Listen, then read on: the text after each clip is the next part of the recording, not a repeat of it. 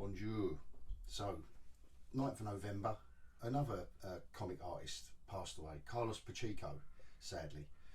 And it seems like I'm doing a video a week at the moment with, I don't know what's going on in the comic art industry, but anyway, tragic loss for everyone who appreciates a nice bit of comic artwork. So as per usual, I'm going to do my own small tribute to the guy via my collection of his work.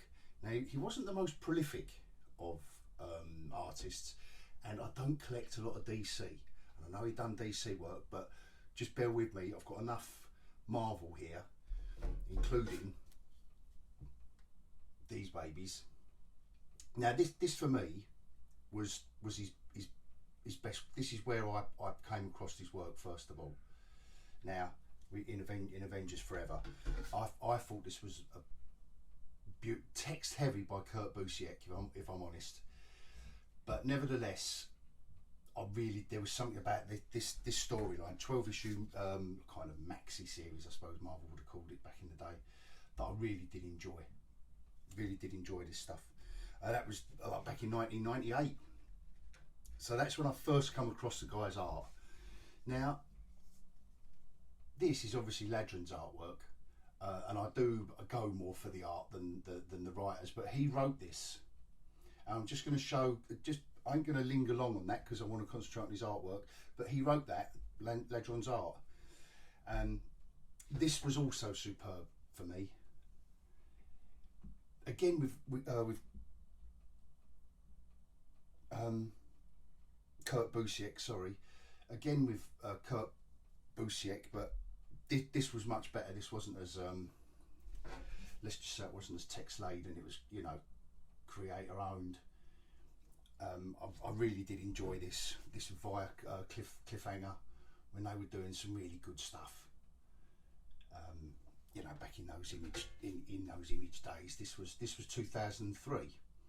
I don't know if this. I know it won some awards. This series. Some of these covers are fantastic. Really like that one.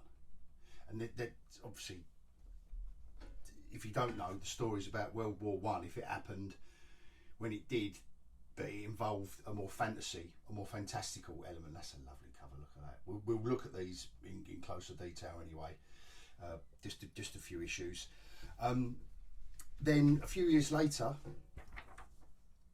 Ultimate Avengers. This was in 2010. So we've leapt 12 years just with these few comics. I know these are the covers he did for them. That's a nice Hawkeye in these Ultimate Avengers. I did enjoy these. I've got to admit, and it's Mark Miller as well. So a very Brian Hitch style around this time. Now, I don't know whether that was intentional or whether he was told to, because he didn't have a Brian Hitch style. So I suspect that maybe he was told to do it in the house style, because, you know, this is very, very, very, very Brian Hitch. And then in 2013, and this is the last comic I had of his artwork. This Age of Ultron maxi series again featured, you know, flashback scenes, which I think it was only from issue 7. So there's not a lot to show in that, but like for me, his best artwork was when he was inking himself or being inked by I don't know what his surname was. Jesus Marino, is it? Jesus Marino in Avengers Forever. I think when that was great inking on his artwork. I don't know who was inking. Same again, Jesus Marino in Aerosmith. So, because in the later years, I've got to admit, the inkers that he had really didn't bring the full power of his artwork. And you can see he done some powerful artwork, but I don't think he was matched up. I don't think Marvel in those, you know, 2010, 2013 jobs of his matched him up with decent inkers, if I'm completely honest. But we're still going to take a look at his artwork in closer detail after the scroll.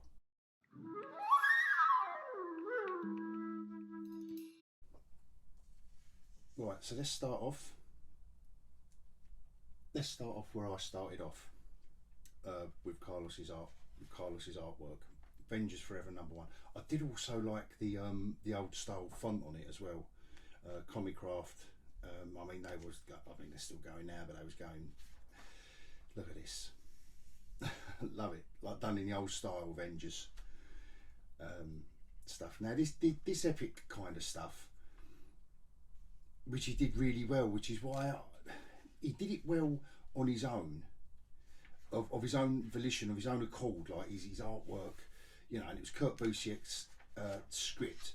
And like I say, look how word heavy it is. I mean, my God, you know, trying to squeeze your artwork in between these balloons and these panels. But he did it. Like, this didn't. I'm saying it's word heavy, but you know, when you go back and look at some of the Stan Lee Fantastic Four and Avengers stuff, you know, you can see some heavy stuff. But I love his depiction of all the Avengers, and with Jesus Marino's inks on it. I thought this was great stuff. These are just packed. These pages packed with detail, and it's his own style. You know, he didn't need to mimic not mimic Brian Hitch, and I don't want to detract from his artwork, because like I say, I really enjoyed, you know, back in 1998 I bought this, and I thought it was a fantastic maxi series, 12 issue maxi series. His figure work, but you know, I just thought he had a fantastic style. I'm sorry about these massive 2-page splash ads. Good old Kang, you know, I know he's popular now. Lovely colouring job. Oh, look at these 2-page ads. They did love it, didn't they? Sorry about that. Anyway, let's move on to the next issue. I'm not going to go through all 12 issues, but what I wanted to show is how, you know, nice, lovely, you know, lovely covers he did for them. Love the Captain Marvel. So colours, Steve Oliff. I mean, oh well, you ain't gonna get any better than that. Oh, Richard Starkins and Comic Crafts, yeah, doing the lettering. So again, but look at this stuff. It's text heavy again, but to be fair to Busiek, he had to get a lot in. But look at that, it's fantastic splash page, and what's going on here. But Jesus Marino's art. You look at this, and then when we go on to Arrowsmith, how dynamic his artwork is. Look at this stuff. It's great. Love his Captain Marvel. Well, yeah, I'm going to say it. I am going to say it. I am going to go there. The real Captain Marvel. May the real Captain Marvel please stand up. All this is great stuff. Great stuff. And there are only certain artists that can do to a standard this density of an amount of characters. Like these character laden heavy storylines. You know, look at all these characters in every single panel. You know, there's hardly a panel, you know, that's only got one person in it. You know, even this, look, a little close up, extreme close up, oh, bomb. Very, very nicely, very, very well, like adeptly done. And I think up to this point, I don't think he'd done a lot. So this was, you know, he was obviously in the ascendancy with his artwork. With this, I'm loving these panels as well. That's old school. That is. That's an old style, and nothing wrong with that. By the way, nothing wrong with that. And just one character in each. You know, whether that was Kurt Busiek's layout or, you know, idea or what, I don't know, but executed superbly. Love all this stuff. And do you know what? And I'm realising now, having, you know, rereading, reflicking through. That's a great wasp. I'm realising how much I love the old school characters. I'm sorry, but I do. You know, it's just my age group, my generation, as the Who once sung. Another great cover with Kang on it. But that's what I think. I enjoyed most about this book and his depiction of them. Again, there's a scale there that he doesn't, like I say, that he had in and of itself. You know, this required a double page splash.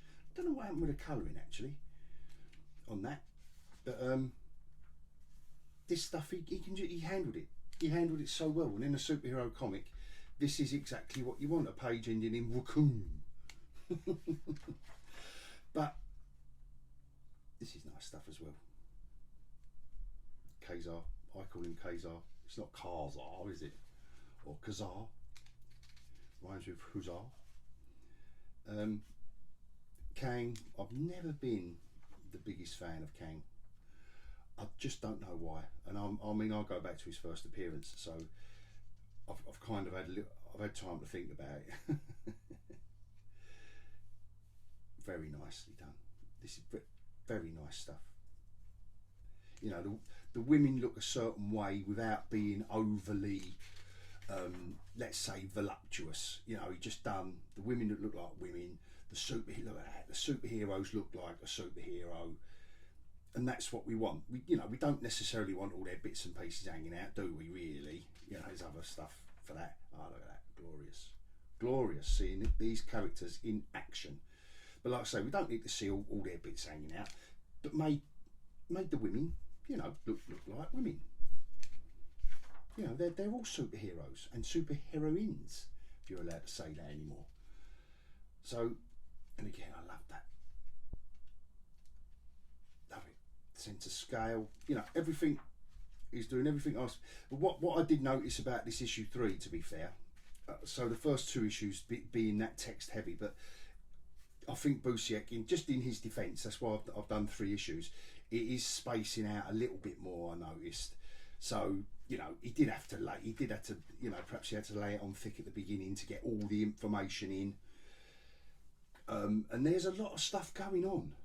You know, you've hardly got a page without a good 6-7 panels in, and that's a lot to squeeze in. You know, these 2 7-panel pages. It's 14 panels. I mean, that's a lot of artwork to you know, that now would be a 2-page splash. But there's you know, such a dense story, which I really enjoy, which I really loved. But anyway, that's where I first discovered Pacheco's artwork, Avengers Forever. Now we'll just have a quick. Obviously, this isn't his artwork, but he's on the writing duties, which I'm, you know, just like you know what I'm like. I don't do the deepest of research. I like showing people obscure, maybe stuff they haven't read. So the DC guys, you know, DC collectors might not have seen Avengers Forever back in 1998, unless you're, you know, as old as I am. But what I found interesting with his writing in this, and art by Ladron, very European style of art. I love Ladron's artwork. Loved it on Elephant Men. But what I wanted to draw your attention to is the fact that I don't know if he'd taken a leaf out of Busiek's book with all these panels, because obviously he's writing it for Ladron, and how dense he's, you know, whether or not he got, and like I say, I'm not down on the denseness of it. You know, when you got a pack, look. That's the only reason I thought I'd flick through this comic, is just to show how, and then bang. I mean, that makes an impact. As an artist, you know, he knows what's going to work. He knows what's going to work, and he knows what the. I assume as well, he knows what the artist is going to enjoy. And Ladron certainly does enjoy drawing stuff like that, without a doubt.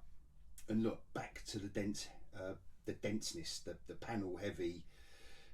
You know, there's a lot. They're packing in a lot, and just from the writing. So it's him writing, and how far, you know, he left Ladron to do the layouts. But nevertheless, whatever instructions you're giving Ladron to complete this story, you've got to pack it in,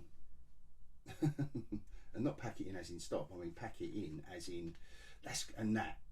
Ronan the Accuser, and I know he's been, you know, he was quite prominent in the later phase of in the later films of the last phase of the MCU. And I think the actor portraying him done a really good job, and I think that is a really good depiction of him as well, Ronan the Accuser. So I just thought that might be interesting to show everyone his writing style, for want of a better. Now this is, look at this cover. Now if this ain't going to make you buy a cover, make you at least look at the inside of a comic, I don't know what. I think that is a beautiful cover, and that is what a cover should do. It should at least draw your attention and make you think, oh, what is going on inside that comic, and then make your decision, because you ain't going to get it all, are you? But back in the day, and I know digital stuff and all that, blah blah blah blah. But again, with Jesus Marino doing his inking his work, I love this stuff. I think he did have an affinity for the fantasy stuff, and Arrowsmith proved it. I think he liked the character-driven stuff. You can see in the individual character stuff in Avengers Forever. Look at this, lovely, and it's Kurt Busiek writing it again, but not as not as it's a creator. I assume they were both creators on this. Yeah, Kurt. Yeah, it's by both of them. So maybe I like the angle. I love the angle of that. I like the depth of it. He was just a great artist who knew what he was doing, and I'm surprised now. I'm rambling on about his artwork. I'm wondering why he wasn't as prolific as maybe he should have been or could have been. But maybe you can get in touch if you do know why. And he done millions of other stuff, but like I say, I just grabbed these out of my own collection, like I did with the other guys that sadly passed away. Just to show what they can do and what they did do. It's really nice, even this stuff, the depth of it, and it's just buildings. But I think this is where he was at home with the character-driven stuff, and the fantasy element. Dragons, monsters, and magic. This stuff, look. What a beautiful panel. What a beautiful panel. And using all the classic fantasy tropes, look, marvellous. Love this stuff. And inked by Jesus Marino. Now that's introducing a villain, isn't it? And with the old-fashioned, like the German style, because this story is set in World War One. Like I said previously, like the way they do the Cliffhanger Picture Magazine. They try and get the old style of font in there. Kind of bring you in with all this into the into the setting, like the age. The early 20th century vibe going on, but then we've got dwarves and it's all going on. Ogres, giants, whatever you want to call them. But like I say, so it's a World War One story, so that's why the big bad of the piece again draws nice female characters without going over the top, and the economy of line, leaving it up to, which is brave, but obviously a great colourist on here. If you notice how much ink he's used for this, just that one face. And I know it's a little detail, but let's just look at it. The economy of line on a woman's face, which is just, that's classic. That's art 101, is not to put too many lines on a woman's face, but nevertheless the colourist following through with it. Two little dots for the nostril, the eye is not even complete. Just not overly voluptuous lips, but it's just enough. That's an artist at work, that right there. And great colouring. Great colouring as well. Who was the colour artist? Oh, Alex Sinclair is the artist on this, and he's credited on the cover as well. So fair play to all the guys that and girls that created this. Little dragon there, look, but it's all par for the course. Look, soldiers being trained for the war, but yeah, there's dragons around and it's all casual. So you know, that's the shtick of this series. I don't know if they did a graphic novel of this, or one is available, or perhaps one will be now made available, or two, however many they need to do, of this. But I don't think these go for millions of pounds if you want to pick them up as back issues. I know it did win a couple. I'm sure it won a couple of awards back when it first came out. I'm pretty sure it won a couple of awards, but like, it isn't typical superhero fare. You know, you don't expect Avengers Forever in this. It's, as you can see, it's character-driven stuff. It's set during World War One, and it doesn't really, you know, that's the second issue that Kurt Busiek has brought us in to the enemy, and then the second issue brings us in. Look, another fantastic cover. I think these covers are great. What is going on? If ever there's a cover that's going to get me involved in a magazine, that is a dragon and soldiers and what is going on. This, you know, come on. That's how you have a go at getting new readers in your comic, I think, anyway. That's a lovely splash page,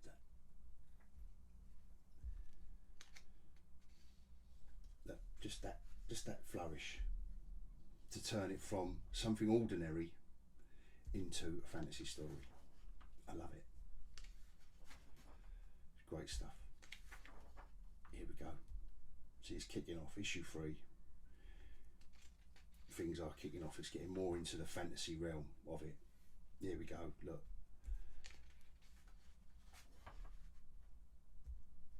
Brilliant stuff. This is nice stuff. You can tell he's well into all this stuff.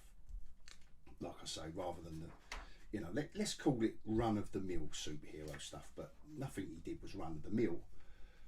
This is great. You know, paced nicely.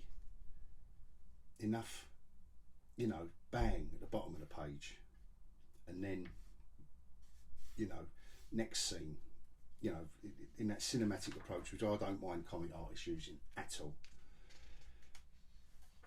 Don't mind them using, you know, Titanic vibes there, but look, it's powered by, you know, something else, whether that is Sorceress getting to kiss the girl in this issue. And again, this is where they're going. You know, they're going off to war, so Kurt Busiek leaves it to the end. Again, nicely reeling the audience in. Again, another great cover. I just think this is just another great cover. It's another great design. Now, look at this.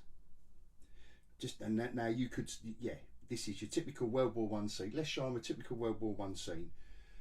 Very nice, just enough. It's just enough to think, well, what is going on? You know, what's on their heads? Like, what are they? Are they demons? That's very nicely done. Very nice. And then back to where we left off last week. And again, with his, you know, stories with 100 characters in. He must have been a masochist. Bless him. But yeah, this just romps along.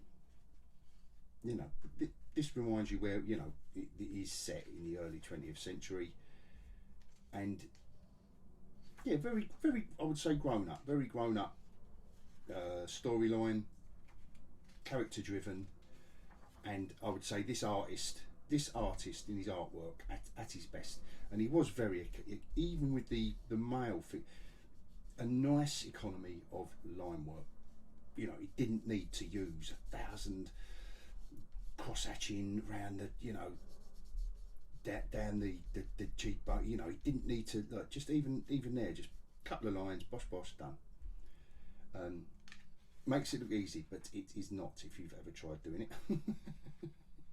To use one line just to, you know, just put that there, or put that there. You know, they make it look easy. The guy did make it look easy.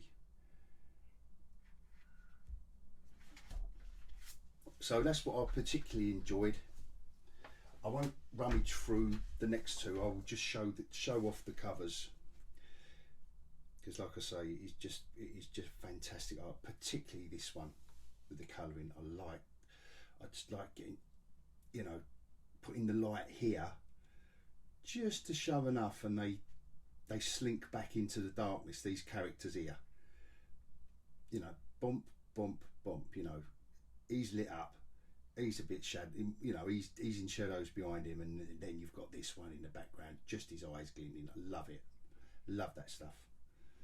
And that is your, well, that is your dead character skeleton.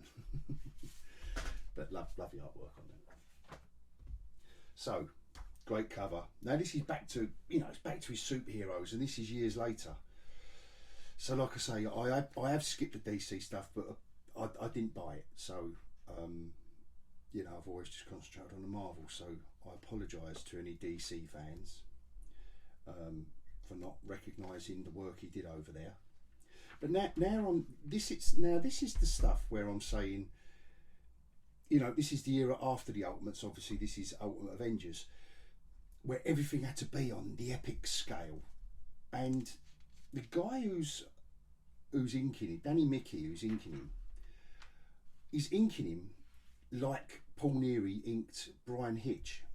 I do love this depiction of Hawkeye, by the way, when Hawkeye wasn't a girl, which is nice.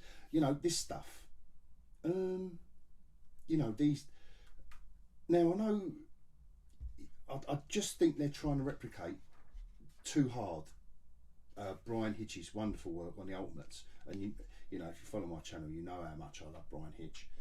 But I don't know if it was necessary. Well, was it necessary? I don't know. But I don't know about you, but let me know what you think, if you think that I'm right or wrong. Because I just think this is, they was all told, right, everyone loved the Ultimates, let's do Ultimate Avengers, but we want more of the same. Because I don't think, look how nice Pacheco does the female form, like I showed in the other. And then look at these, and they look a bit, they don't look as nice at all. And I think it's Danny Mickey turning his work into someone else's to look like the Ultimates.